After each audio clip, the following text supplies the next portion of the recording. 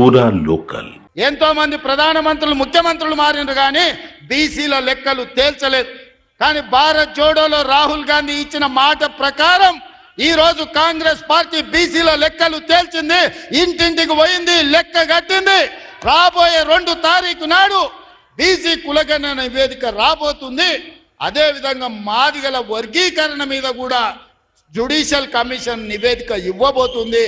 ఫిబ్రవరి 1వ వారంలో అసెంబ్లీలో బీసీ కులగణన మీద అదే విధంగా మాదిగల వర్గీకరణ మీద సభను పెట్టబోతున్నాం.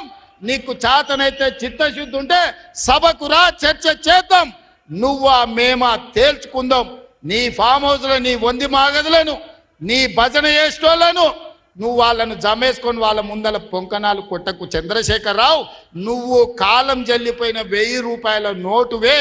ఆ నోటు పెట్టుకుంటే ఎవడైనా జైలుకే వెళ్తాడు. ఒకప్పుడు 1000 రూపాయలకు చాలా విలువ ఉండే 1000 నోటుకి. అవునా?